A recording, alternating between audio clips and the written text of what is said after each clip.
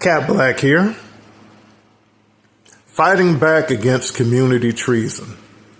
Once upon a time, grandparents from the greatest generation and parents from the boomer generation bequeathed to Generation X, my generation, a stable, safe community that had weathered the storms of Jim Crow, degradation, state-sponsored terrorism, and vigilantism.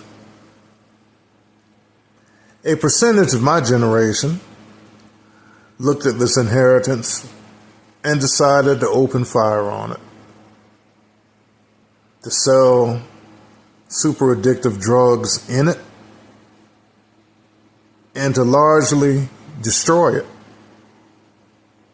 By the time millennials and Gen Zers came on the scene, who took the destructive baton and continued selling out, opening fire on our own community, and now selling fentanyl, which is beyond super addictive, to what was left from the crack cocaine era of my generation. Black folks with sense didn't vote for this. We didn't have a show of hands or an online poll stating that we wanted to live in the Dawn of the Dead or Escape from New York landscape.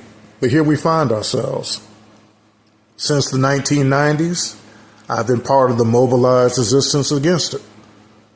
Just like the dope busters of the 80s, who fought drug dealers in housing projects they occupied, or the great anti-drug crusader Herman Rice, who mobilized neighborhoods to march on crack houses.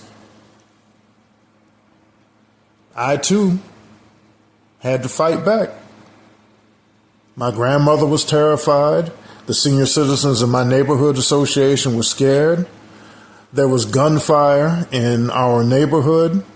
Young people were being murdered. Addicts were starting to steal furniture off of people's porches. So I had to get involved.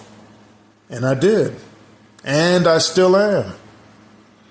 What became my borrower brother volunteer safety escorts evolved from my one-man street patrol phase, where I would get out, walk around, check on neighbors, keep an eye on suspicious activities, and try and do my part, because I don't believe in rolling over and being a slave to anybody, regardless of what they look like.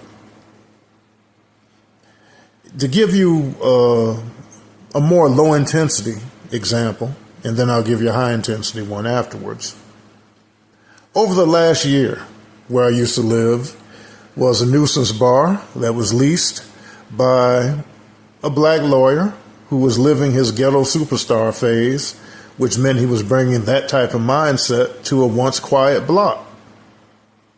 Staff and patrons of his at night would routinely congregate near my house talking loudly, or would trespass, going from loitering to trespassing and actually coming on the property and sitting on the stairs.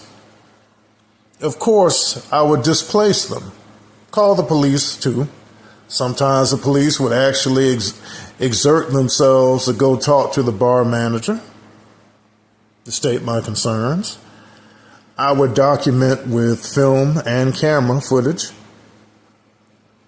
and send it to the local district, the New Orleans version of a precinct. But of course, the treason that we see on the streets is the treason that also is in the suites. And police executives in cities like this are told to enable the trespassers, the loiterers, unless something happens that can't be covered up, like a shooting or a stabbing. This is what you get when violent treason is allowed to just proliferate. I would disperse the people from my property, document their activities, report it to the so-called powers that be, not out of any confidence that an outsider-led police department was going to prioritize my concerns, but to document it in case I had to take self-defense action. Had a man sitting on my stairs a few months ago, pile of vomit with beer smell reeking out of it. One fine afternoon, who refused to leave when I told him to leave. I called the police to document it, otherwise it would have been a very interesting scene. Me beating on some drunk white man to get him off of my stairs, which obviously could easily be misinterpreted. Police came. White female lead police officer decided that this obvious case of trespassing by somebody her same age and mine, we were all Gen Xers, unlike her black partner, who was a millennial, she misclassified this call from trespassing to a medical call. I told her the only thing wrong was was whatever liquor he bought in the morning that had him landed sorry behind on my front stairs.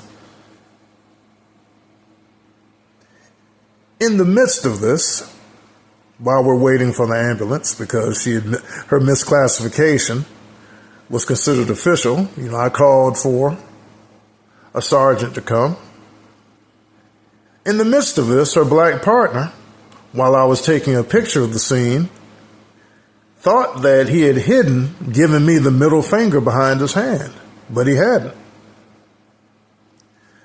The violent traitor is oftentimes a private citizen, but sometimes he can even be a black police officer who so identifies with the trespassers, the loiterers, and worse in our community that he feels he needs to give the citizen standing up the middle finger.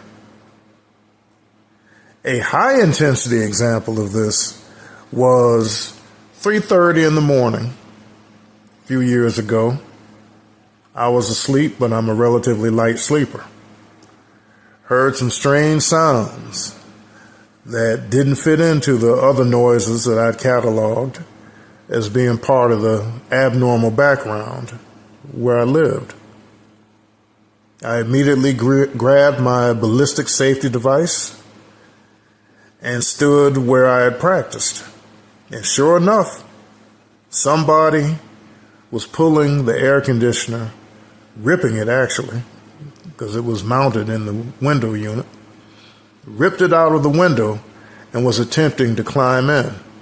Now, I could have shot him when he was climbing in. State law would have supported that, but local, politically led politicians in blue uniforms at the DA's office wasn't sure.